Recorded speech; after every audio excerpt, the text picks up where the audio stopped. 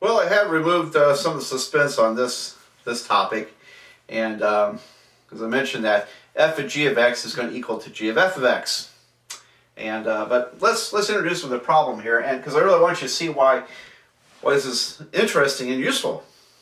And what this is a way of introducing inverse functions, and the reason this sometimes shows up in college algebra books in the logarithm chapter is because exponential functions and logarithms are inverses of one another. In other words, they obey a similar property that you're going to see in this video. So that's why it usually shows up in that chapter. I just like to lump it all in with functions. So let me just play with one for a moment here. And suppose we wanted to know what was f of g of, let's see, how about 13? 13.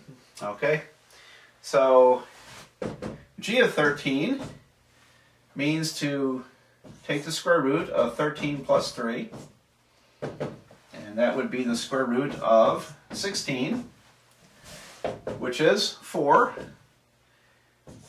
And I forgot, need to write the f of 4, because we haven't dispensed with f yet. Alright, so g of 13 is whole number 4. There we go. And then, what does f do? F takes the input value, squares it, and then subtracts 3.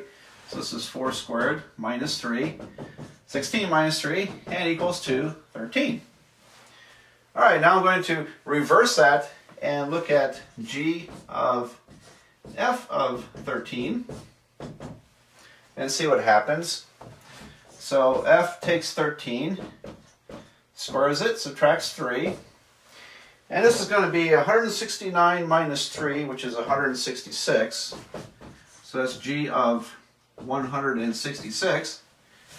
And then when we plug it into our g function, it's a square root of 166 plus 3, or the square root of 169, which is equal to 13.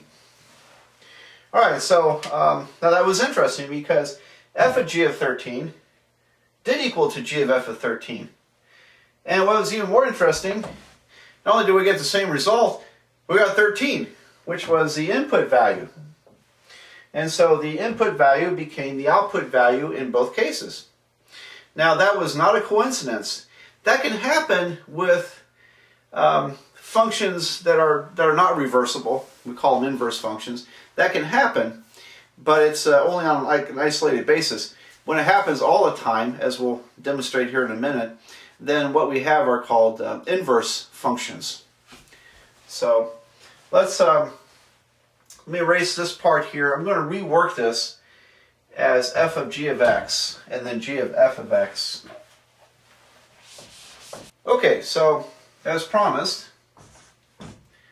I'm going to take this to a general level again, and I worked f of g of 13 because to give you extra examples, but now let's look at the more abstract case, f of g of x.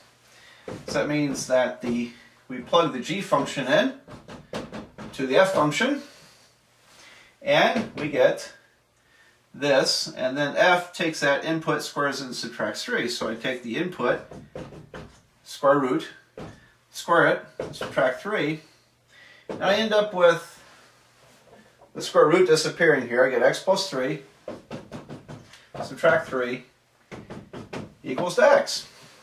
So in that case, the input value x, in every case, f of g of x, the input value equals the output value. So in other words, it doesn't matter what number you plug in there, the input value will give you the output value. Now, I think it's a little more problematic than that, because if you plug in a number that's large enough on the negative side, you're going to get an imaginary number, and this may not work. But this will work provided that x is larger than, say, greater than or equal to -3. In other words, what makes this a square root of 0 or a square root of a positive? All right, well, let's not worry too much about that issue at the moment. I want to reverse this to show you that we should also get x again. So g of f of x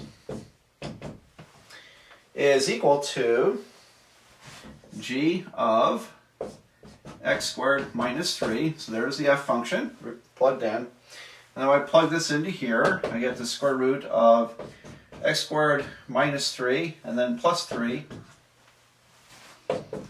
And then we get, what? The 3's cancel, so I have the square root of x squared. And oh boy, what do we get there? Well, it's basically x, but technically it's the absolute value of x. Let's say this is true when x is greater than or equal to 0. Then I don't have to worry about the side issues of taking square roots of a negative squared, which can be complicated, or taking the square root of a negative number up here. So let's just think about this problem when x is greater than or equal to 0 to keep it simple. Look what happened. F of g of x equals x, g of f of x equals to x. This is a special property. So I'm going to write a definition on the board for you, for your notes. And it'll be this.